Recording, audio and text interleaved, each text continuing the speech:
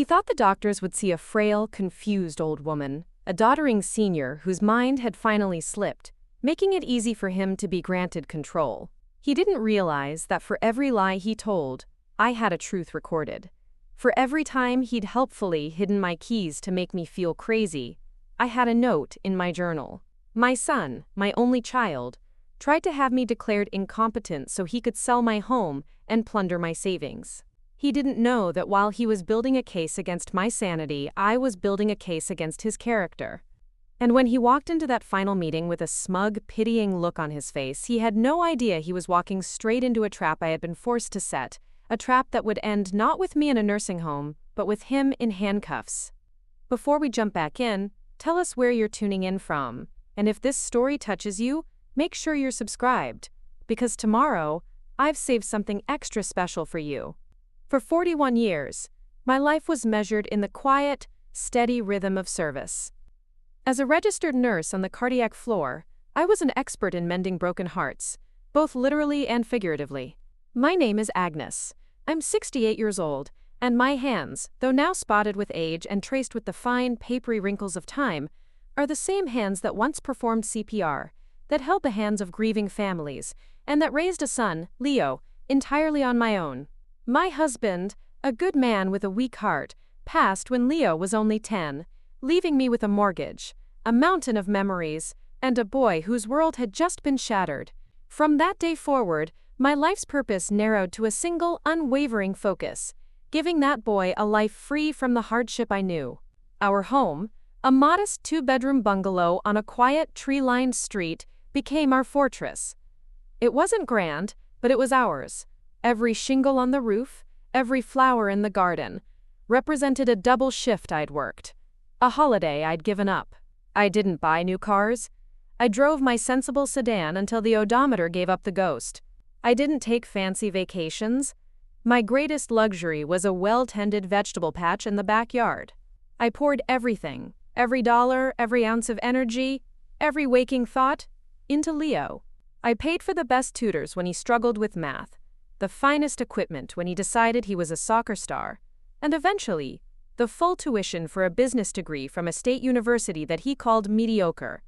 But that cost me nearly a quarter of my retirement savings. I retired at 65 with a pension that was adequate, not abundant, and a small 401k I had painstakingly nurtured. My needs were simple. My joy came from the scent of rain on my rose bushes, the purr of my cat Marmalade, and the quiet satisfaction of a life lived with purpose. I believed I had earned this peace. I believed the years of frantic, exhausting work were over. But I failed to see that while I was building a foundation of security for Leo, he was learning to see it not as a gift, but as a resource to be endlessly tapped. The change in him was gradual, a slow erosion of the sweet boy I remembered. After college, he moved to the city, chasing a life of glittering surfaces and hollow ambitions. He worked in a series of vague consulting jobs that seemed to involve more expensive dinners than actual work. His calls home became less frequent, and when they came, they were almost always a prelude to a request. It started small, a few $100s to cover his rent until a big commission check came in, $1,000 to fix his car after a fender bender he swore wasn't his fault. Each time I'd dip into my savings, telling myself it was the last time, that he just needed a little help to get on his feet. But he never seemed to find his footing. He was 35 now, a man in age but a teenager in financial maturity. He drove a leased luxury car I knew he couldn't afford, and wore designer clothes that hung on him like a costume. He spoke of investments, of high-stakes deals, of a lifestyle that was always just around the corner, but the reality was a man living on the knife's edge of debt, propped up by his mother's dwindling nest egg. The first truly alarming sign, the one that pricked the bubble of my maternal denial, came on a Tuesday. He called in a panic, his voice tight and strained. He'd made a bad investment in cryptocurrency, chasing a tip from a friend. The details were murky, a jumble of jargon I didn't understand, but the conclusion was terrifyingly clear. He owed someone a great deal of money. "How much, Leo?" I asked, my hand tightening on the receiver. "It's a lot, Mom. It's $20,000. $20,000. The words hung in the air, heavy and obscene. That was more than my entire emergency fund.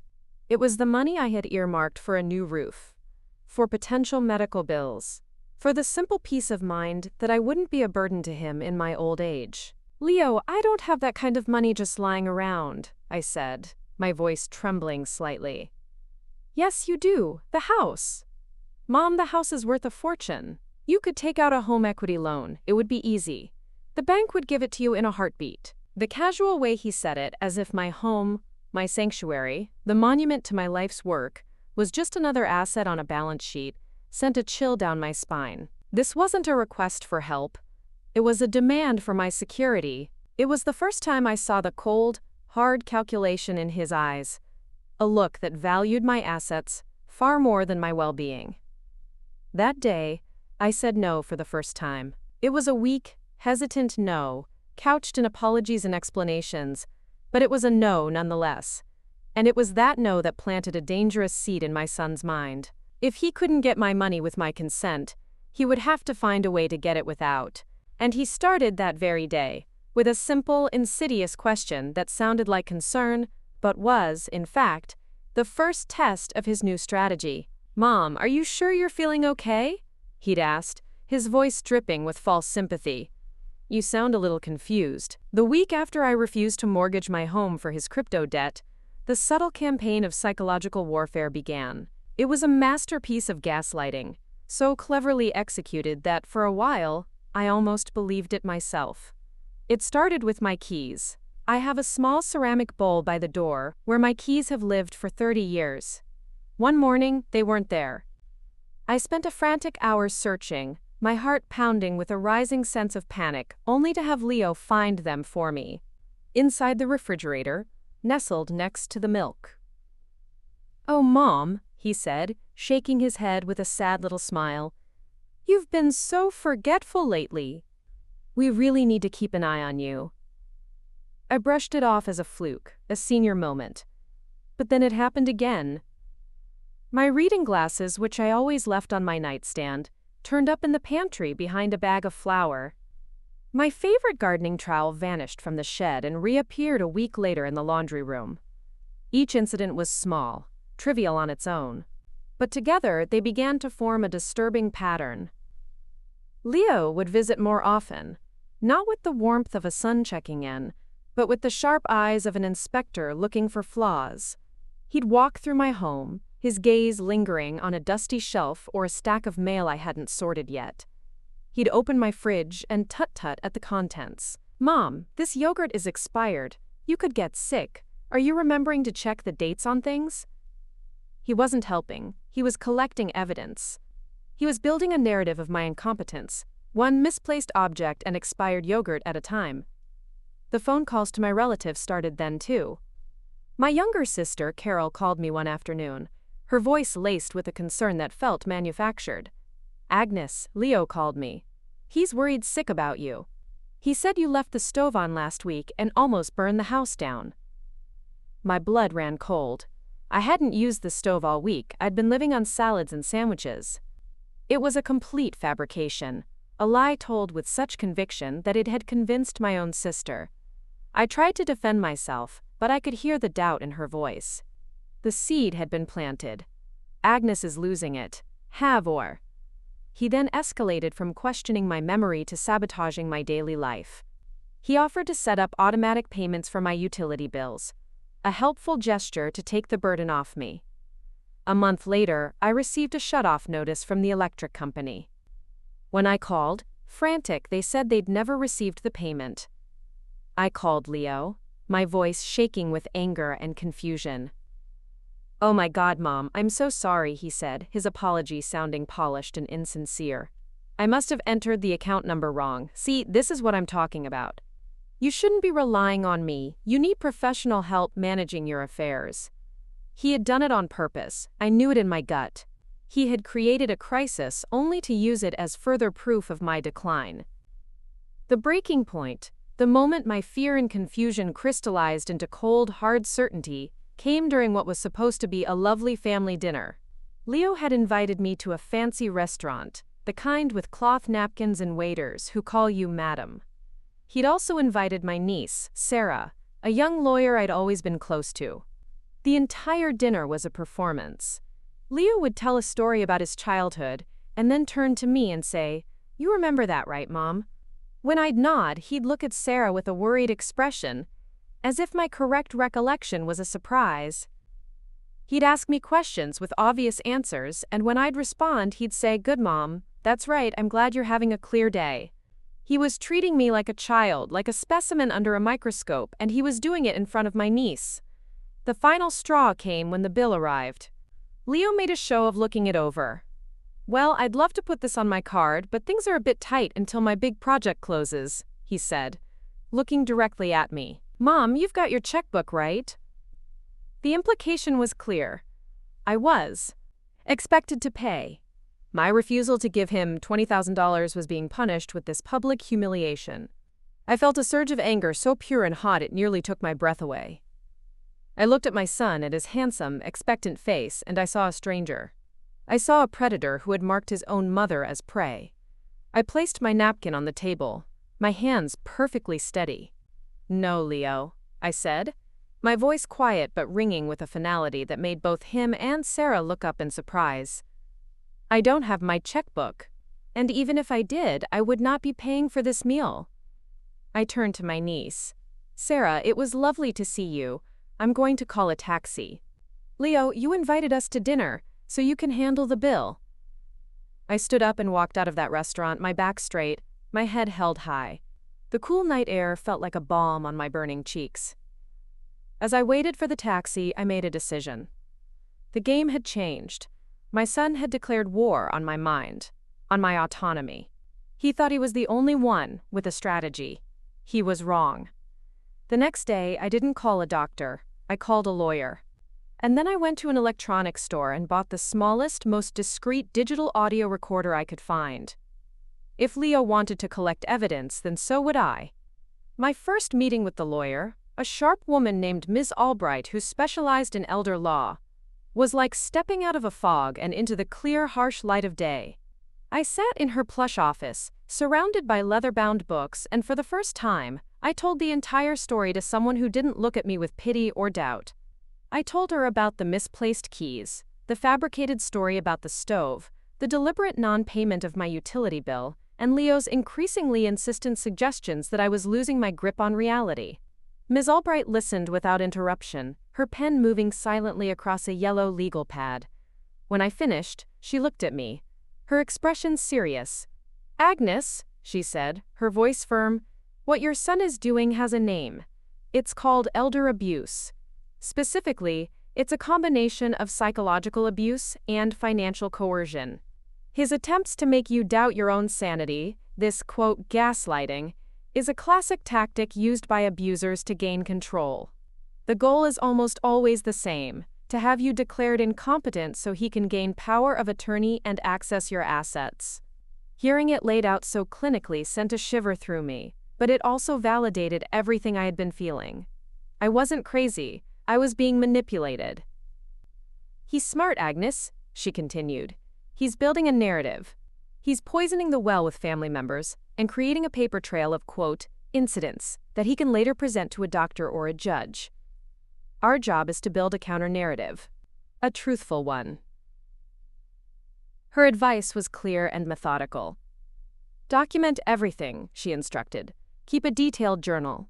Write down every strange incident, every manipulative conversation, with dates, times, and any witnesses. You mentioned your niece, Sarah. We may need her testimony later. And that audio recorder you bought? Good, that's very good. In this state, we have one party, consent, which means you can legally record any conversation you are a part of. Use it every time you speak with him." She also advised me to take proactive steps to prove my competency. Go see your primary care physician for a full physical and a cognitive assessment. But don't mention your suspicions about Leo. Just say you want a baseline for your own peace of mind. Get a clean bill of health on record. Pay all your bills by certified mail to create an undeniable record of timely payment. And perhaps most importantly, get your affairs in order. We need to update your will, your living will, and your power of attorney documents immediately. We will name someone you trust implicitly, your sister, perhaps, or your niece Sarah as your agent. That will make it much, much harder for Leo to seize control.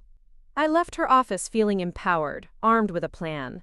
The fear that had been my constant companion was replaced by a cold, steely resolve.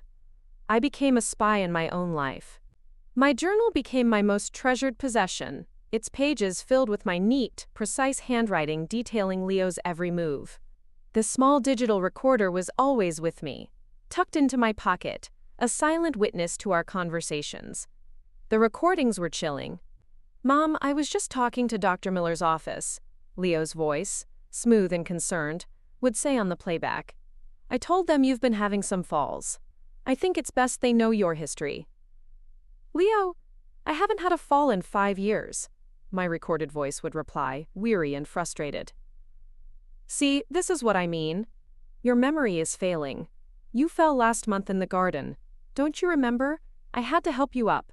He was creating memories of events that never happened, speaking them into existence for the benefit of his invisible audience. He was no longer just suggesting I was incompetent. He was actively manufacturing the evidence for it. Preparing and narrating this story took us a lot of time, so if you are enjoying it, subscribe to our channel. It means a lot to us. Now back to the story. The next phase of his plan was even more audacious. He began to talk about my home not as something to be mortgaged, but as something to be sold. "Mom, this house is too much for you," he said one afternoon, gesturing around my spotless living room. "The upkeep, the stairs, the property taxes. It's a burden. I've been looking at some lovely assisted living communities. They have gardens, social activities, and on-site nursing care. It would be perfect for you. And if we sell the house, the money would cover the fees for years, with plenty left over for your other needs."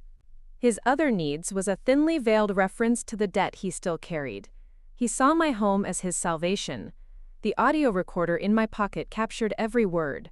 "I'm not leaving my home, Leo," I said, my voice dangerously calm. His face hardened. The mask of the caring son slipped, revealing the raw, desperate greed beneath. "You might not have a choice," he hissed. "If you are deemed unable to care for yourself, a court-appointed guardian can make that decision for you. And trust me, they will agree that this house is an unnecessary asset for a woman in your condition. I am trying to help you, to make this transition easy. But if you fight me on this, it will get ugly.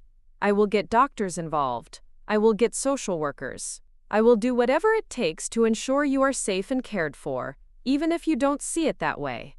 It was a declaration of war.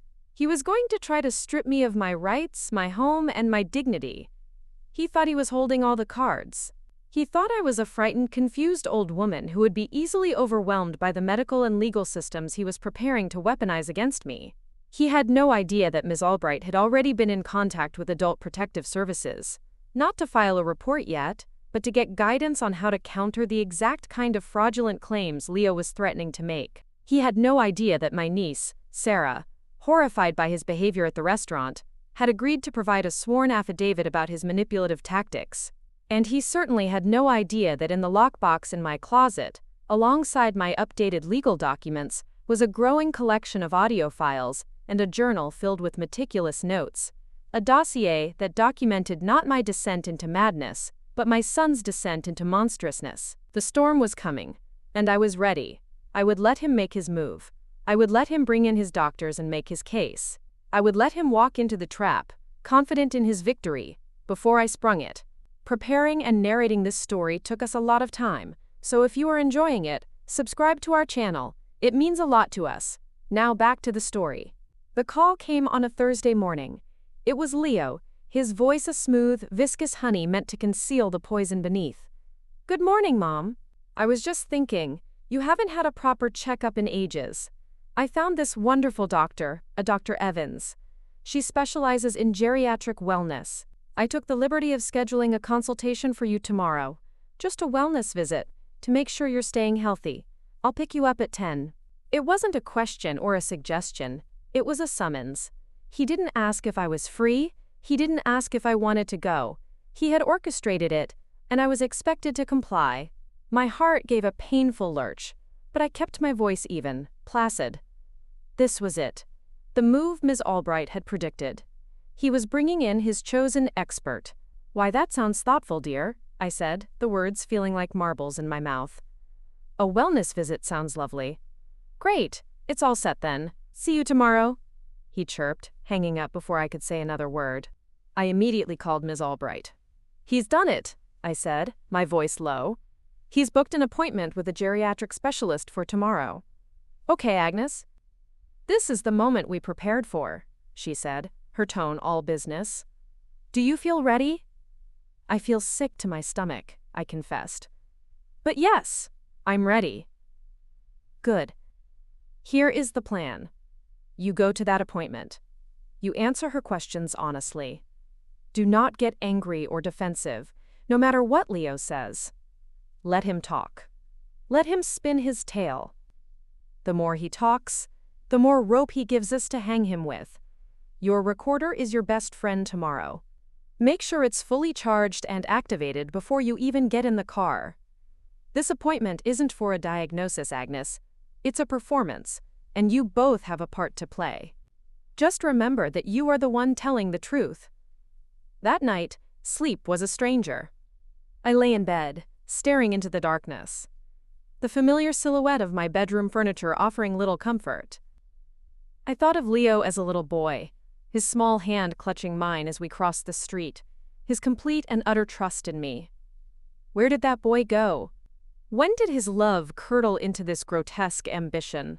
The man who was coming to fetch me tomorrow was not my son. He was a stranger wearing my son's face, an identity thief of the heart. The next morning I dressed with meticulous care. I chose a simple but elegant navy blue dress, pearl earrings, and low, sensible heels. I wanted to look composed, dignified, the very opposite of the confused, disheveled woman Leo had been describing to everyone.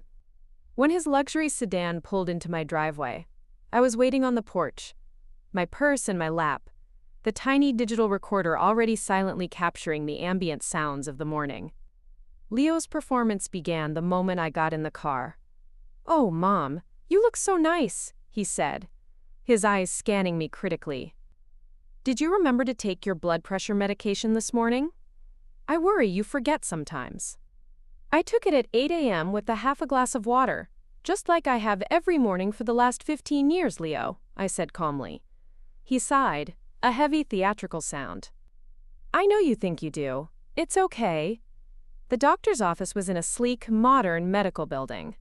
It felt cold and impersonal. In the waiting room, Leo filled out the intake forms, his pen scratching across the clipboard. I caught a glimpse of the reason for visit section. He had written cognitive decline, memory loss, paranoia, inability to safely manage daily living. We were called in by a nurse who took my vitals. My blood pressure was slightly elevated. "A little high today, Agnes," the nurse said cheerfully. "Feeling a bit of white coat syndrome? Something like that," I murmured, glancing at Leo, who wore an expression of grave concern. Dr. Evans was a woman in her late 40s with a practiced, serene smile and intelligent eyes that seemed to miss nothing.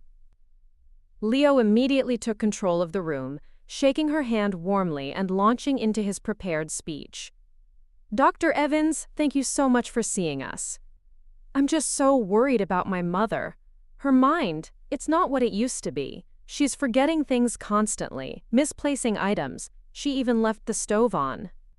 I found her keys in the refrigerator last month. She's been having falls." He went on and on, weaving a tapestry of lies and exaggerations. He recounted the story of the unpaid utility bill, framing it as my mistake. He mentioned my refusal to consider moving, painting it as irrational stubbornness, a sign that I couldn't recognize my own limitations. I sat in my chair, hands folded in my lap, and let him speak. I listened to him pathologize my entire life. My frugality became hoarding behavior. My preference for solitude became social withdrawal. My distrust of his financial schemes became paranoia. When he finally finished, Dr. Evans turned her calm gaze to me. "Agnes," she began, her voice gentle, "your son has raised some serious concerns. Can you tell me what year it is? It is 2025, I said clearly. And the president? I told her. Can you count backward from 100 by sevens? I did, my voice never faltering. 93, 86, 79, all the way down. She then moved on to the accusations. Agnes, your son says you misplaced your keys in the refrigerator. Do you recall that incident? I recall my son finding my keys in the refrigerator after I had spent an hour searching for them in their usual spot. I corrected her gently. It was quite puzzling. And the unpaid electric bill? I recall my son offering to set up automatic payments for me as a, quote, helpful gesture, and then receiving a shut-off notice the following month. When I called him, he claimed he must have entered the account number incorrectly. I have since resumed paying the bill myself by certified mail. With every answer, I refused to accept his framing. I simply stated the facts as they had occurred, without accusation or anger. I could see Leo shifting in his seat, a flicker of annoyance crossing his face. This wasn't going according to his script. I wasn't getting flustered or defensive. Dr. Evans then gave me a simple memory test, asking me to recall 3 words: apple, table, penny, later in the conversation. She asked about my daily routines, my social life, my diet. I answered each question, calmly and in detail, describing my weekly book club, my gardening, the meals I cooked. Finally, Dr. Evans said, "Thank you, Agnes. Leo, would you mind stepping out into the waiting room for a few minutes? I'd like to speak with your mother alone." Leo looked surprised, but he couldn't refuse. He shot me a look, a mixture of warning and frustration, before leaving the room. Once the door was closed, the doctor's demeanor shifted slightly. The professional serenity was still there, but her eyes were sharper, more probing. Agnes, this is a difficult situation. On one hand, you are presenting as a perfectly lucid and capable woman. On the other, your son, who seems genuinely concerned, has provided a list of very specific and troubling incidents. Doctor, I said, leaning forward slightly. My son is in significant financial trouble. He has begged me to sell my home to cover his debts. I have refused. All of these, quote, troubling incidents began the week after I first told him no. My son is not concerned about my health. He is building a case to have me declared incompetent so he can gain control of my assets. I saw a flicker of something in her eyes. Surprise, perhaps, or maybe just intrigue. She didn't dismiss my claim. She simply made another note on her pad. That's a very serious accusation, Agnes. I know, I said, and I have proof. I didn't show her the recorder or the journal. Not yet. That was for a different stage, a different battle. For now, I had planted a seed of doubt, a counter-narrative, just as Ms. Albright had advised. When she called Leo back in, her face was unreadable. I'd like to schedule a follow-up appointment in 2 weeks, she said to both of us. In the meantime, I'm going to refer you to a social worker who can do a home assessment. It's standard procedure in cases like this. In the car on the way home, Leo was smugly triumphant. He believed the referral to a social worker was a victory, another step toward his goal. You see, Mom? He said, patting my hand. Dr. Evans agrees with me. She sees that you need more support. The social worker is just going to confirm it. Soon, we'll have you settled in a nice, safe place, and you won't have to worry about a thing. He dropped me at my door, a conquering hero in his own mind. I waited until his car disappeared around the corner before I walked inside, took out my phone, and dialed Ms. Albright's number. I have the entire appointment on tape, I said, my voice shaking with a mixture of rage and relief. And he just confirmed on the recording that his goal is to put me in a, quote, safe place. He's not even hiding it anymore. The trap was getting closer to being sprung. The arrival of the official letter felt like a physical blow. It came by courier a week after the visit to Dr. Evans, its crisp, heavy envelope exuding a cold and impersonal authority. It was from a law firm I didn't recognize, formally requesting my presence at a family care conference to be held the following Friday. The letter was polite, professional, and utterly terrifying. It spoke of concerns for my welfare and cited preliminary medical assessments from Dr. Evans. It stated that my son Leo had initiated this conference to, quote, proactively establish a comprehensive care plan for my future. The letter was CC'd to Leo, my sister Carol, and someone named Janice Riley, LCSW, the social worker Dr. Evans had mentioned. This was no longer a campaign of whispers and misplaced keys. This was a formal, legal maneuver. Leo was bringing in professionals to sanctify his narrative. He was using the system against me, twisting mechanisms designed to protect the vulnerable into weapons to create a victim. My hands trembled as I read it. For a fleeting moment, the sheer audacity of it all, the weight of the coming fight, made me want to crumble. To just give in, sell the house, and let him have his blood money if it would only make this nightmare stop. But then I looked around my living room, at the photos on the mantelpiece. My late husband, a 10-year-old Leo smiling with a missing front tooth, and the fighting spirit roared back to life. This house was the bedrock of my life, the testament to my husband's hard work and my own resilience. I would not be driven from it by the greed of the very boy it was built to protect. My next call was to my sister Carol, though I dreaded it. Her number was already CC'd on the letter, which meant Leo had been working on her. "Agnes, I was just about to call you," she said, her voice strained. "I got the letter. Oh, honey, I think this is for the best." "For the best?" I repeated, my voice dangerously quiet. "Carol, he is trying to have me committed so he can sell my house." "He is not," she insisted, her tone defensive. "He is worried sick. Dr. Evans, a specialist, agrees that you need help. A social worker is getting involved. Agnes, these are professionals. Are you saying they're all wrong and you're the only one who's right? Leo told me you've been accusing him of all sorts of terrible things. He says you're paranoid, that you think everyone is conspiring against you. Don't you see? That's part of the illness." The casual cruelty of her words, the ease with which she had accepted his lies over my truth, was a profound betrayal. This was my little sister, the girl whose scraped knees I had bandaged, whose secrets I had kept. "So you're taking his side," I said flatly. "There are no sides," she cried, her voice rising. "There is just a sick sister who needs her family to make tough decisions for her. Please, Agnes, don't fight this. Don't make a scene. Just let us help you." I ended the call, my heart a cold, heavy stone in my chest. I was truly alone in my own family. My only allies were my lawyer and my niece. That evening, my war council convened in my living room. Ms. Albright, stern and focused, and Sarah, my niece, her young face etched with an anger she didn't try to hide.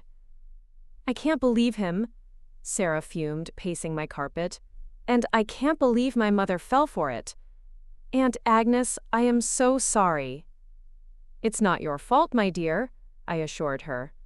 "Your cousin can be very persuasive when he wants something." Ms. Albright laid the letter on the coffee table. "This is it," she said. "This care conference is their attempt at a soft coup. They will all be there.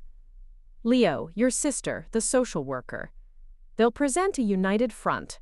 Their goal is to intimidate you into voluntarily signing over your power of attorney and agreeing to the sale of your home.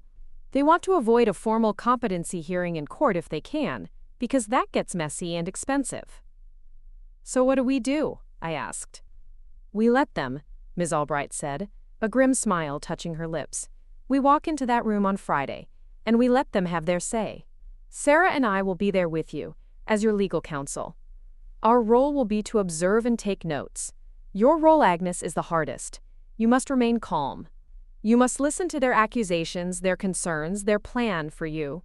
You must let Leo be the star of the show. You let him lay out his entire fraudulent case in front of a licensed social worker and 2 attorneys. You let him feel like he is won. And when he is done, when he has said everything he needs to say, I will take the floor. And we will dismantle his entire world piece by piece, with the evidence you have so carefully collected." The day before the conference, Leo made one last visit. He arrived unannounced, letting himself in with the key he still had. He found me in the kitchen, washing vegetables for a salad. He didn't bother with pleasantries. "Mom," he said, his voice low and serious. "I'm giving you one last chance to avoid what's happening tomorrow. It's going to be humiliating for you. The social worker, lawyers, they're going to talk about your memory, your paranoia. They're going to recommend you be placed under my care." He paused, letting the threat hang in the air. "But we can still stop it. All you have to do is agree. Agree to sell the house. Agree to move into the nice facility I found for you. Sign the papers, and I'll call the whole thing off. We can tell everyone you had a change of heart. We can handle this privately. Please, Mom, don't force my hand." My heart was pounding against my ribs, but I looked him straight in the eye. The recorder in my apron pocket felt warm against my skin. A tiny soldier fighting a silent battle. He was confirming everything. He was explicitly linking the sale of my house to the cancellation of the competency hearing he himself had initiated. It was the final, perfect piece of evidence. "I will see you at the conference, Leo," I said, my voice as cold and sharp as ice. A flicker of rage crossed his face before he smoothed it back into a mask of weary disappointment.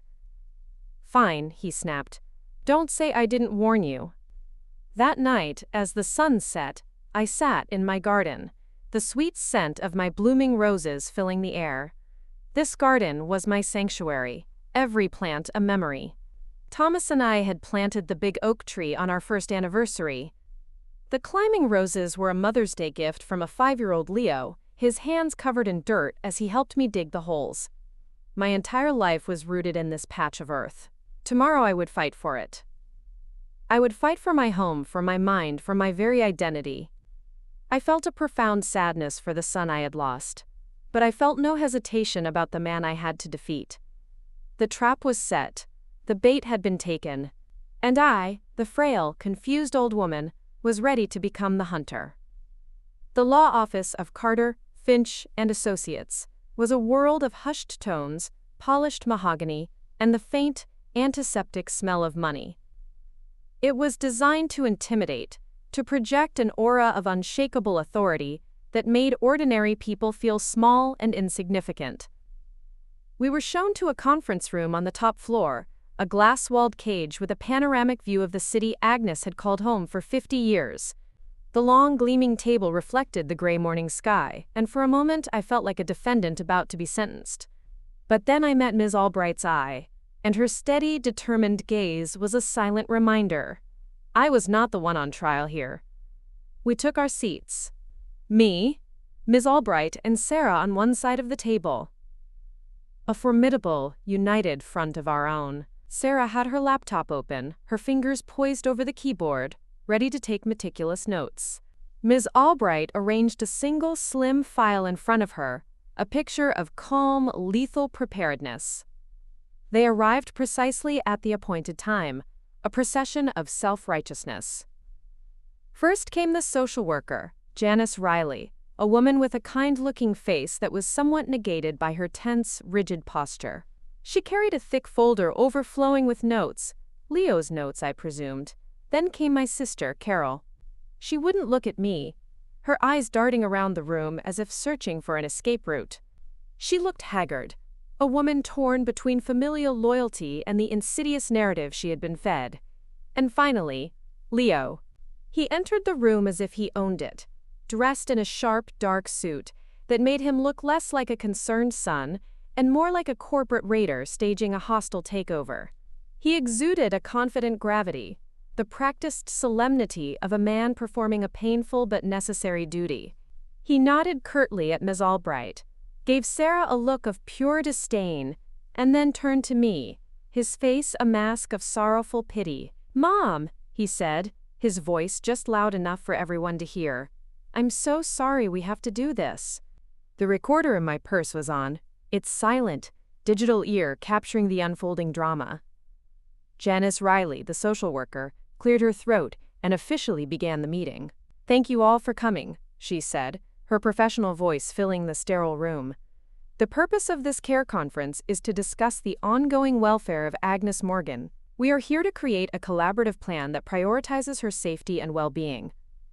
Leo, as the initiating party, Perhaps you could begin by outlining your primary concerns. This was his cue. This was the moment his entire campaign had been building towards. He leaned forward, steepling his fingers, the picture of a tormented but resolute son. "Thank you, Janice," he began, his voice thick with emotion. "This is the hardest thing I've ever had to do. I love my mother more than anything in this world. For my entire life, she has been my rock, the strongest person I know, which is why it's been so heartbreaking to watch her fade." He paused, taking a shaky breath. It was a masterful performance. It started small, forgetting appointments, misplacing things. We've all had moments like that, but then it got worse. I'd come over and find spoiled food in the fridge, bills left unpaid. She had a fall in the garden a few months ago, denies it ever happened, which is a classic sign of amnestic confusion. Then, she left the stove on. We were lucky I stopped by when I did. The house was filled with the smell of gas. The whole place could have gone up in flames, with her inside. He looked around the table, ensuring his audience was captivated. My sister Carol was openly weeping into a tissue. Janice Riley was nodding sympathetically, making notes in her file. Her doctor, a wonderful geriatric specialist named Dr. Evans, has confirmed my fears, Leo continued, his voice dropping to a conspiratorial whisper. She's noted significant cognitive decline, but the most frightening part is the paranoia. She's started to believe that I'm trying to harm her, that I'm after her money. She thinks I'm making up these stories. She's accused me of stealing from her, of trying to drive her crazy. She's even turned my cousin Sarah against me. He shot a wounded look at Sarah, who met his gaze with a glare of pure ice. "This house," he said, gesturing vaguely towards the window, "is a danger to her. It's too big, too much maintenance. She can't manage it anymore. She needs to be in a safe, structured environment, with 24-hour care. I've found a wonderful place, Silver Creek Gardens. It's beautiful, but she refuses to even consider it. She's not capable of making rational decisions about her own safety anymore. That's why we're here. We, her family, have to make the decision for her." He sat back, his eyes glistening with unshed tears, the very image of filial agony. The silence in the room was heavy, thick with his lies. Carol rushed to his side, putting a comforting arm around his shoulder. "He's been so brave through all this," she sobbed. Janice Riley turned to me, her expression a careful blend of empathy and clinical assessment. "Agnes," she said softly, "that was a lot to hear. I'm sure it's difficult. Do you have anything you'd like to say in response to what Leo and your sister have shared?" This was my moment to break down, to get angry, to act paranoid, to prove them right. I could feel all their eyes on me, waiting for the frail, confused old woman to finally manifest. I took a slow, deliberate breath. I looked at the social worker. I looked at my weeping sister. And then I looked at my son. "Yes," I said, my voice perfectly level, carrying across the silent room with absolute clarity. "I do have something to say. Everything he just said is a lie." Carol gasped. Leo shook his head in sorrow. Janice Riley's professional smile tightened. "Agnes, this kind of denial is not helpful," the social worker began, but before she could finish, Ms. Albright held up a hand. "My client has a right to speak," she said, her voice quiet but ringing with steel. "And then, I have a right to speak. And I assure you, Ms. Riley, you will want to hear what we have to say." Ms. Albright turned to me and gave me a slight, almost imperceptible nod. It was time. But first, I had one more thing to say to my son. "You're right about one thing, Leo," I said, leaning forward and meeting his gaze. "This is the hardest thing you've ever had to do. Because you've never had to work for anything in your life. But this scheme of yours? This took effort. It was creative. It was malicious. And it was a colossal mistake." A hush fell over the room. The trap had been sprung. They just didn't know it yet. They thought they were looking at a cornered animal. They were about to find out they had cornered a lioness. The air in the room crackled with tension. My son's face, which seconds before had been a mask of sorrowful concern, was now mottled with anger. My sister looked aghast. Janice Riley, the social worker, adjusted her glasses and opened her mouth to regain control of the meeting. But Miss Albright spoke first. Her voice, unlike mine, was not calm. It was cold, sharp, and utterly unforgiving. "For the past 15 minutes," she began, her gaze sweeping across Leo, Carol, and Janice, "we have listened to a compelling work of fiction. A story of a loving son forced to take drastic measures to protect his ailing mother. It's a tragic tale. It is also a fabrication, meticulously constructed for the sole purpose of financial gain. And now, we are going to talk about the facts." She opened the slim file in front of her. It didn't seem like much, but she handled it like a surgeon selecting a scalpel. "Let's start with the small things," she said, her eyes landing on Leo. "The misplaced items. Mr. Morgan, you claim your mother put her keys in the refrigerator on, let's see," she consulted a note, "April 12th. An act you presented as a sign of cognitive decline." "She did," Leo stated, his jaw tight. "I found them there myself." "Convenient," Ms. Albright murmured, "because my client has a different recollection. Her recollection, documented in her daily journal," she paused, letting the word journal hang in the air for a moment, "is that she searched for them for an hour while you were present, and that you helpfully discovered them in a place she never would have put them. A similar incident occurred with her reading glasses on April 19th, and her gardening trowel, which vanished for nearly a week before you found it in the laundry room on April 28th. Leo scoffed. "She can write whatever she wants in a diary. It doesn't make it true. She's confused." "Is she?" Ms. Albright's voice was like chipping ice. "Let's move on to the unpaid utility bill. You testified just now that your mother neglected to pay it. But you neglected to mention that you were the one who insisted on setting up the automatic payment. And you were the one who, by your own admission to my client, must have entered the account number wrong. An error that conveniently created another piece of evidence for your narrative of her incompetence. A narrative, I might add, that you began spreading to her family, including her sister, Miss Franklin." She glanced at Carol, who flinched as if struck. "Now, let's talk about the stove," Ms. Albright continued, her pacing relentless. "The most dramatic of your claims. The near catastrophe. You stated that you walked in and smelled gas, that she had left a burner on. The date you cited to your Aunt Carol was May 21st. Is that correct?" "Yes," Leo said, his confidence beginning to fray at the edges. "That's fascinating, because on May 21st, my client was not at home. She was, in fact, having lunch with her niece, Sarah, from noon until 3 p.m. at the Daily Grind Cafe, a lunch for which we have a time-stamped credit card receipt." Ms. Albright slid a piece of paper across the table. "And after that, she went directly to a 4 p.m. doctor's appointment, her annual physical with Dr. Peters, her physician of 20 years. We have a check-in record from his office. So I ask you, Mr. Morgan, how could your mother have left the stove on in her home when she wasn't there?" Leo stared at the receipt, his face turning a pale, sickly white. He opened his mouth, but no sound came out. My sister Carol's gaze flickered from the receipt to her nephew's face, a terrible dawn of understanding beginning to break through her manufactured concern. "These are lies," Leo finally stammered. "She's twisting everything. Dr. Evans herself saw the decline." Dr. Evans saw a patient who performed perfectly on a cognitive assessment, while her son recounted a litany of unverified and, as we are now learning, verifiably false anecdotes, Ms. Albright countered. "But you're right, Mr. Morgan. So far, it is your word against hers. A journal, a receipt. It's all circumstantial. It doesn't definitively prove intent." She paused, letting the silence stretch. Then, she reached into her briefcase and pulled out a small, black digital audio recorder and placed it on the polished table.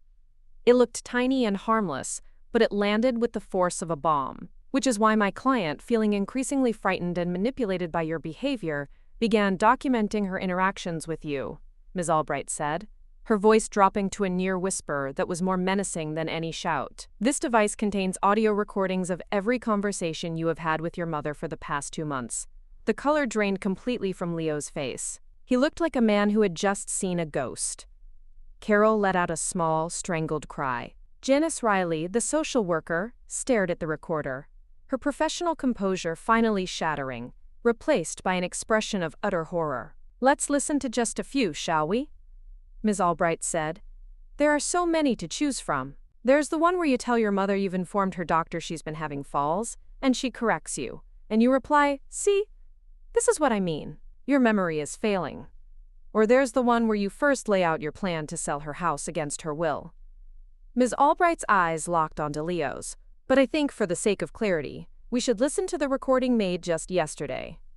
The one where you came to her home unannounced to deliver an ultimatum. Her finger pressed a button, and my son's voice, confident and cruel, filled the silent, glass-walled room. "Mom, I'm giving you one last chance to avoid what's happening tomorrow. It's going to be humiliating for you. They're going to recommend you be placed under my care. But we can still stop it. All you have to do is agree. Agree to sell the house.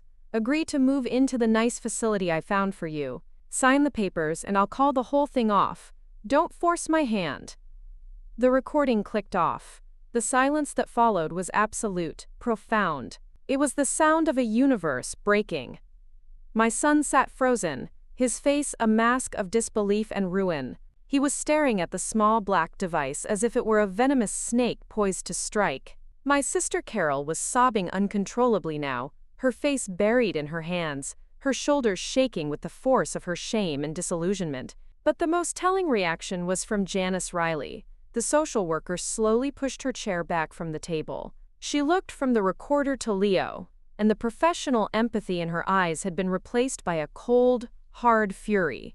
She had been used. Her profession, her very purpose, had been perverted to serve a predator's greed. She picked up her thick folder of Leo's lies and, with a deliberate motion, closed it. The click echoed through the room like a gunshot, signaling the end. The hearing was over. The hunter had become the hunted. And the real reckoning was just about to begin. For a long moment, the only sound in the room was the echo of Leo's recorded voice and my sister's heartbroken sobs. My son sat rigid, a statue carved from ash. The smug confidence had evaporated, leaving behind the hollow-eyed panic of a man watching his future crumble to dust in real time. He looked at me, his mouth opening and closing silently, as if searching for a denial, a new lie that could somehow contain the inferno that had just consumed him. But there were no words left. The truth, in its raw, undeniable form, had finally silenced him. Bake. It was Janice Riley who moved first. The social worker, whose professional judgment had been so thoroughly abused, stood up. Her face was flushed with a righteous anger that seemed to radiate heat across the table. She gathered her papers, not with the intention of leaving, but as if to cleanse her workspace of the filth of the proceedings. "Mr. Morgan," she said, her voice devoid of any of the earlier warmth. It was now the voice of an official drawing a hard, bright line. "In my 12 years as a licensed clinical social worker, I have never witnessed such a calculated, malicious attempt to manipulate the systems designed to protect our most vulnerable citizens. You have not only emotionally abused your mother, but you have also attempted to defraud my office, Dr. Evans's office, and the entire social services system." She picked up her now closed folder. "Consider my involvement in your quote-quote-quote care plan terminated. I will be filing a comprehensive report on this meeting. It will detail your coercive behavior, the evidence of premeditated deception, and my professional recommendation for an immediate investigation into your actions by Adult Protective Services. You are not your mother's protector, Mr. Morgan. You are her perpetrator, and I will do everything within my power to ensure you are held accountable." Every word was a nail being hammered into the coffin of his scheme. Leo flinched, turning his desperate gaze from Janice to me, then to his aunt. "Carol, please," he croaked, his voice raspy. "You know I wouldn't. I was just worried." My sister finally lifted her head, her face a mess of mascara and shame. She looked at the nephew she had adored, the man she had defended, and saw him for what he was. "Don't," she whispered, shaking her head in disbelief. "Don't you dare, Leo. I listened to you. I believed you. I turned against my own sister for you." Her voice broke. "What have you done?" Before Leo could formulate a response, Ms. Albright leaned forward, retaking command of the room. "What your nephew has done, Ms. Franklin, is expose himself to severe legal jeopardy," she said, her tone clinical and precise. "On the civil side, we will be seeking significant damages for the intentional infliction of emotional distress upon my client. But frankly, that is the least of his worries. Her eyes bored into Leo. What you have done, Mr. Morgan, the systematic gaslighting, the manipulation, the threats, all with the clear and recorded intent of seizing her assets, constitutes a textbook case of criminal elder abuse. The evidence my client has collected, including dozens of hours of recordings, a meticulous journal, and sworn testimony from multiple witnesses, is more than sufficient for the district attorney to press charges. She let that sink in. The air was thick with the smell of ruin. Leo began to tremble, a fine tremor that started in his hands and spread through his entire body. The reality of prison, of a criminal record, of a life utterly destroyed, was crashing down upon him. "No," he stammered, shaking his head. "No, Mom, please, I'm sorry. I was desperate. The money, I got in over my head. I wouldn't have actually gone through with it. I just wanted to scare you into helping me. Please, Mom, don't do this. You're my mother." He was begging now, the last vestiges of his pride stripped away, leaving only raw, animal fear. He was appealing to the very bond he had sought to betray, the maternal love he had tried to weaponize. For a heartbeat, I felt a pang of the old familiar pity. But then I looked at his face and saw not a contrite son but a cornered manipulator, saying whatever he thought might save him. He wasn't sorry for what he had done, he was sorry he had been caught. I stood up, my legs feeling surprisingly steady.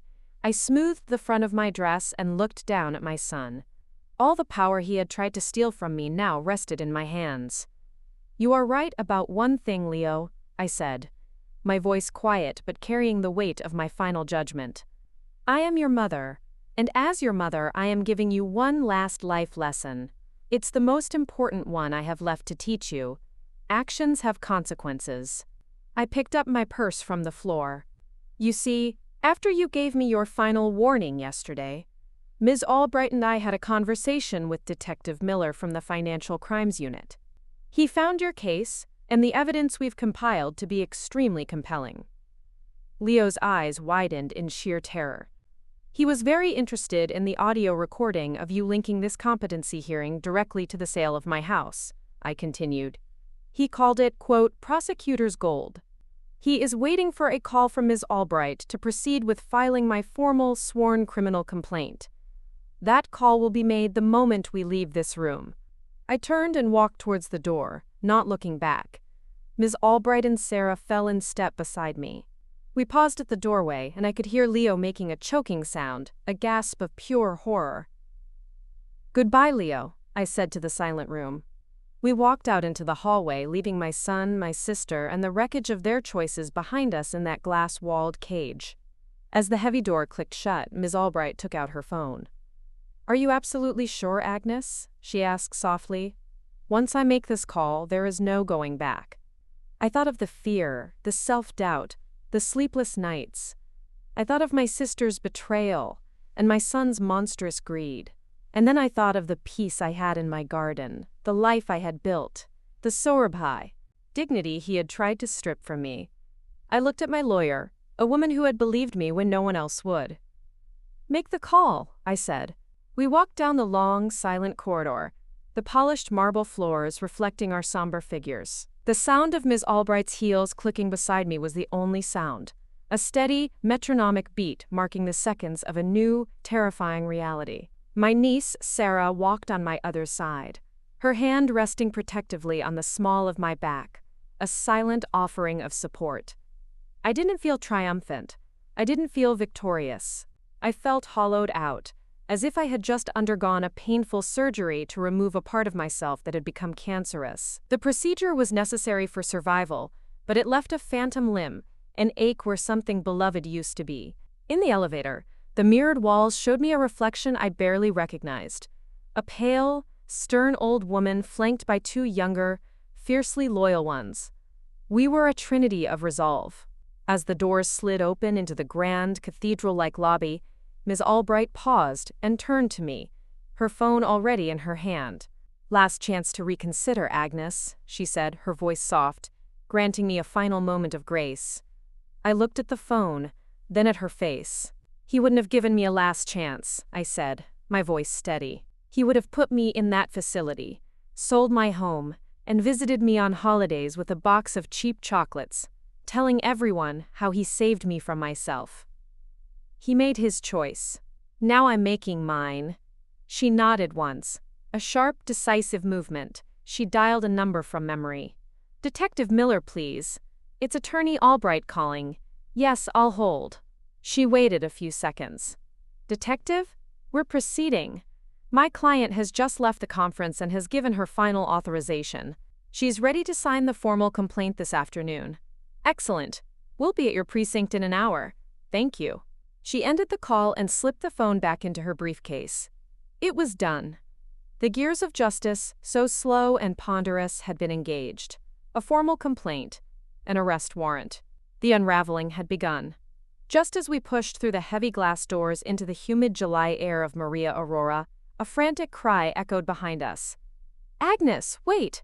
It was Carol. She came stumbling out of the lobby, her face blotchy and tear-streaked, her hair in disarray.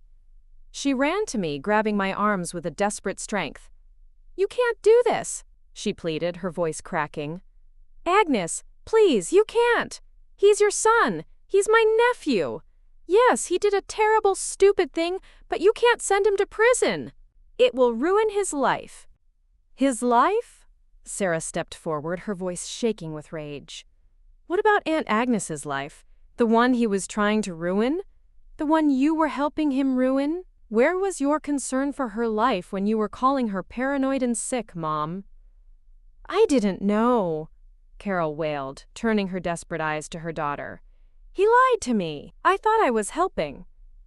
You chose to believe the lies because it was easier, Sarah retorted, her words like slaps. You chose to believe the handsome, successful son over the quiet, elderly mother he was trying to dispose of. Carol flinched and turned back to me, her grip tightening on my arms. Agnes, he's family. We don't do this to family. He can apologize. He can get help. We can fix this. Please, call that detective back. Tell them you've changed your mind. I looked at my sister, at her tear-filled eyes and trembling lips, and I felt a deep, profound sorrow. She still didn't understand. She thought this was about a mistake that could be fixed with an apology, like a broken vase that could be glued back together. She didn't see that Leo hadn't broken a vase. He had poisoned the well. Carol, I said, gently but firmly removing her hands from my arms. This is not about revenge. And it is far beyond a simple apology. Your nephew didn't just make a mistake. He executed a deliberate, months-long campaign to psychologically torture me, to isolate me from my family, and to defraud me of my home and my liberty. He tried to erase me. He tried to turn me into a non-person whose only value was the price of her real estate. That is not something you fix. That is something you answer for, I continued, my voice gaining strength. He is not the confused boy who made a bad choice. He is a 35-year-old man who looked at his mother, the woman who raised him alone, who sacrificed everything for him, and saw nothing but an obstacle between him and a pot of money. If there are no consequences for that, then what is the point of anything? Of law? Of morality? Of love? My words hung in the hot, sticky air between us. Carol stared at me, speechless. She finally understood that the woman standing before her was not the sister she thought she could manipulate with tears and appeals to a distorted sense of family loyalty. I love you, Carol, I said, my voice softening with the sadness of it all. But you broke my trust. And he broke my heart. I need you to go home now. We have nothing more to say today. I turned and, with Sarah and Miss Albright at my side, walked away, leaving my sister weeping on the steps of the law firm that had been the stage for our family's destruction. The rest of the day passed in a blur. We went to the police precinct, a stark, functional building that smelled of stale coffee and disinfectant. I sat with Detective Miller, a kind, tired-looking man, and I told him the whole story again, my voice steady as I signed my name at the bottom of the formal complaint. The document felt impossibly heavy in my hands. I went home. Sarah stayed with me, making tea I didn't drink and soup I couldn't eat. She moved quietly through my house, a comforting presence. but my mind was miles away. Around 4 in the afternoon, my phone rang. It was Detective Miller. "Mrs. Morgan," he said, his voice professional but gentle. "I just wanted to inform you that we have acted on your complaint. Leo Morgan was taken into custody at his apartment approximately 30 minutes ago. He is being processed now." Taken into custody. Processed. The bureaucratic words couldn't soften the brutal reality. My son was in a jail cell. The little boy who had collected fireflies in this very backyard was now a prisoner. The man whose future I had poured my entire life into building now had no future at all. I thanked the detective and hung up the phone. I didn't cry. The tears were frozen somewhere deep inside me. I walked out into my garden. The oppressive heat of the day was beginning to break, and the sky to the east was darkening, the bruised purple of an impending monsoon storm. A storm had just broken over my life, washing away everything I thought was certain.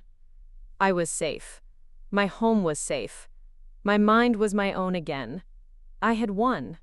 But standing there, alone among my roses, I had never felt so profoundly, devastatingly lost. The price of my freedom was the sun I had just condemned. The bruised purple sky tore open. The first drops of rain were fat and warm, hitting the dry soil of my garden with a series of dark, spreading kisses. Then, the deluge came. The monsoon, which had been threatening all day, unleashed its full, tropical fury. Wind whipped through the branches of the old oak tree, and the heavy heads of my prize-winning roses were bowed low under the assault. I didn't move. I stood there in the heart of the tempest, tilting my face to the heavens as the rain plastered my hair to my scalp and soaked my dress until it clung to me like a second skin. The storm was a mirror to the one in my soul, a violent, necessary cleansing. Each drop of rain felt like a tear I couldn't shed myself, washing away the grime of the past few months, the residue of Leo's lies, the cloying scent of his betrayal. I was being drenched, purged, baptized, back into my own life. It was only when a violent shiver racked my body, a deep, bone-rattling chill, that I finally turned and walked back into the silent, waiting house. Inside, I dripped onto the polished hardwood floors, leaving a trail of rainwater like a ghost. The house felt cavernous, the silence roaring in my ears. For years, every quiet moment had been filled with a low-grade anxiety about Leo, worrying about his finances, waiting for his next call, dreading his next demand. Now, that anxiety was gone, replaced by an unnerving stillness. It was the silence of a battlefield after the fighting has stopped.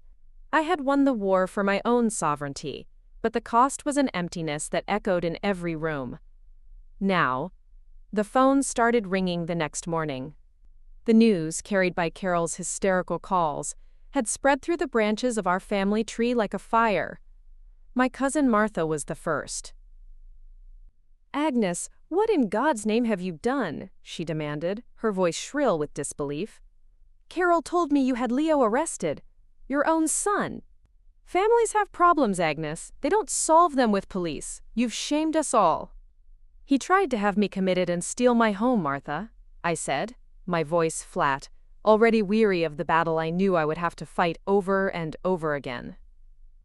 "Oh, that's just Carol's hysterics," she dismissed. "Leo would never." "He was just worried. Boys make mistakes. You're his mother. Your job is to forgive him, not to throw him in a cage." I ended the call without another word. There was no point. Martha lived in a world where appearances were everything, and the shame of a public scandal was a far greater sin than the private evil of abuse. The calls that followed were much the same. Some were couched in worried tones, others in outright condemnation.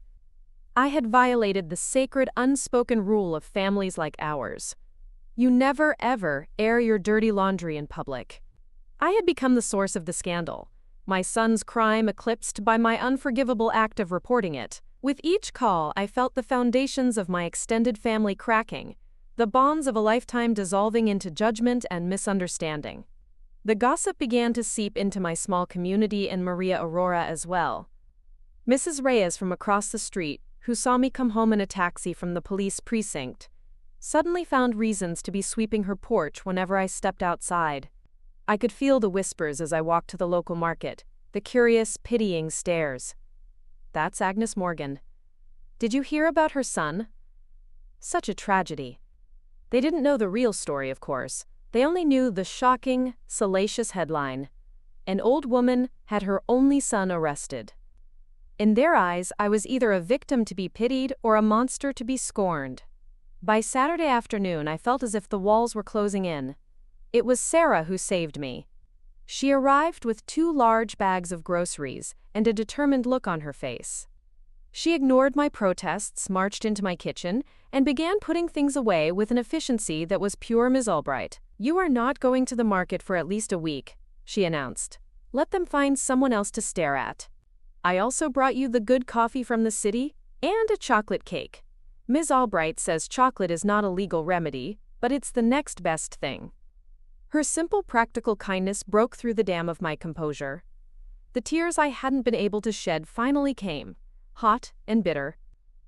I sat at my kitchen table and wept, not for my son, but for the loss of the life I thought I had, for the family that had crumbled, for the sheer crushing weight of it all. Sarah let me cry, just sitting with me, her hand resting on my shoulder until the storm inside me finally passed.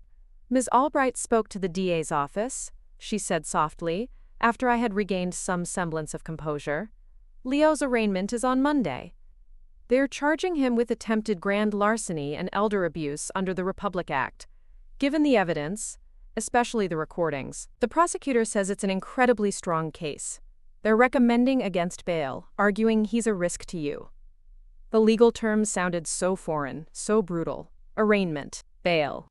This was the new language of my life. "And my sister?" I asked, my voice hoarse. "How is she?" Sarah sighed, her young face looking tired. "She's a wreck. One minute she's blaming you for being cruel, the next she's blaming herself for being a fool. Right now, she's focused on getting Leo a lawyer.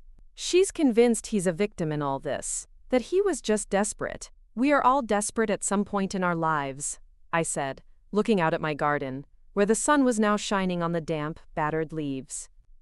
"Desperation is not an excuse for cruelty." "I know," Sarah said. She reached into her bag and pulled out a small, folded pamphlet.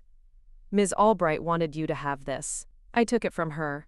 The title read, "The Phoenix Group, a support network for survivors of elder abuse." I stared at the word. Survivor. It was not a word I had ever associated with myself. I was a nurse, a mother, a gardener, a widow. I was a woman who had handled whatever life threw at her with quiet competence. But now, I was a survivor. It meant that I had endured something that was meant to destroy me. It meant that I was still here. Later that evening, after Sarah had left, I took the pamphlet out into the garden. The storm had done some damage. A branch had fallen from the oak tree, and several of my most delicate rose bushes were stripped of their blooms. I found my gardening gloves and my trowel, the real ones, from their proper place in the shed. I started with the weeds, their roots stubbornly clinging to the soft, damp earth. I pulled them out, one by one, tossing them into a pile. It was hard, methodical work. With every weed I pulled, I felt as though I was clearing away a piece of the ugliness that had taken root in my life. My back ached and my hands were sore, but as I worked, a strange sense of peace began to settle over me. The path ahead was terrifying and uncertain. The legal battle would be long and public. My family was broken, perhaps irreparably. But here, in my garden, under the vast Philippine sky, I was not just a victim or a survivor. I was a gardener. And a gardener's job, after the storm has passed, is to survey the damage, clear the debris, and begin the patient, hopeful work of tending to what remains. The months leading up to the trial were a grueling marathon of legal procedure. There were depositions, motions, and psychiatric evaluations for Leo, who his lawyer attempted to portray as a man suffering from a, quote, temporary breakdown fueled by financial desperation. Through it all, I remained insulated by Ms. Albright and Sarah, a quiet eye in the center of a legal hurricane. I focused on my garden, my book club, and the simple, grounding routines of my life. I refused to let my son's trial become the new center of my existence. When the trial finally began in a solemn courtroom in Baylor, it felt surreal. Seeing Leo in a suit at the defendant's table, looking pale and gaunt, was like looking at a distorted photograph of someone I once knew. My sister, Carol, sat in the gallery behind him, a permanent fixture of sorrow. She never met my eyes. The prosecution's case was methodical and damning. They presented my journal, the financial records of Leo's debt, and the testimony from Sarah and Dr. Peters. But the true bombshells were the audio recordings. Ms. Albright had selected the 3 most egregious ones, and as Leo's own voice, cajoling, threatening, and manipulative, filled the silent courtroom, a visible wave of disgust passed through the jury. When it was my turn to testify, I walked to the stand with a calmness that felt like it belonged to someone else. I answered every question from the prosecutor and the defense attorney with the simple, unadorned truth. Leo's lawyer tried to paint me as a vindictive, unforgiving mother, exaggerating my son's mistakes. "Mrs. Morgan," he asked, his voice oozing sympathy, "wouldn't you agree that your son was simply a desperate man who loved you and was trying, in his own clumsy way, to ensure you were cared for?" I looked directly at the jury. "A man who loves his mother does not systematically try to convince her she is insane," I said, my voice clear and steady. "He does not threaten her future to pay his gambling debts. That is not love. And it is not clumsy, it is cruel." The jury was out for less than 3 hours. The foreman, a stern-looking man, stood and read the verdict in a flat voice. "On the charge of attempted grand larceny, we, the jury, find the defendant guilty. On the charge of elder abuse, we, the jury, find the defendant guilty." A sharp, broken sob escaped from Carol. Leo just seemed to collapse in on himself, the last bit of fight draining from him, leaving an empty shell. I felt no joy, no triumph. I only felt the immense, crushing weight of a tragedy that had finally reached its inevitable conclusion. At the sentencing a month later, the judge asked if I wished to make a victim impact statement. I stood, not to address Leo but to address the court. "Your Honor," I began, "when you are a parent, you spend your life building a home for your child. Not just a house of wood and nails, but a home of trust, safety, and unconditional love. My son took the trust I gave him and tried to use it as a weapon. He took the safety I built and tried to turn it into a cage. There is no punishment this court can hand down that will hurt more than that betrayal." I paused, taking a breath. I don't ask for vengeance, I ask for accountability. For myself, and for all the other elderly parents who are silent, who are made to feel crazy or burdensome by children who see them not as people, but as assets to be liquidated. The lesson here must be clear. We are not disposable. The judge sentenced Leo to 7 years in prison, citing the calculated and predatory nature of his crimes. The sound of the gavel felt like the final closing of a heavy, heavy door. A year has passed. The seasons have turned, and the monsoon rains have come and gone again. My life has found a new rhythm. The whispers in the community have faded, replaced by a quiet respect. My sister Carol and I speak on the phone now and then. The conversations are strained, full of things unsaid, but it is a start. She is getting therapy. So am I. I volunteer twice a week at the Phoenix Group now. I sit with other survivors, men and women whose stories echo my own in terrifying ways. I don't offer advice. I just listen. And in listening, I heal. I share my own story, not as a tragedy, but as a testament to the fact that one can walk through fire and find solid ground on the other side. A letter from Leo arrived last week from the Bilibid prison. The handwriting on the envelope was unfamiliar, shakier than I remembered. It sits on my hall table, unopened. Perhaps one day I will be ready to read it. But not today. Itorewewewewe, itorewe sworewewe. This morning, the sun is bright on my garden. The roses, which I tended back to health after the storm, are in full, glorious bloom. As I prune a stray branch, my cat, Marmalade, weaves around my ankles, purring. The air is peaceful, the house is quiet. But it is not the roaring silence of loss anymore. It is the gentle, comforting silence of a life reclaimed. It is the silence of peace. And it is entirely my own. Puff up next. You've got 2 more standout stories right on your screen. If this one hit the mark, you won't want to pass these up. Just click and check them out. And don't forget to subscribe and turn on the notification bell so you don't miss any upload from us.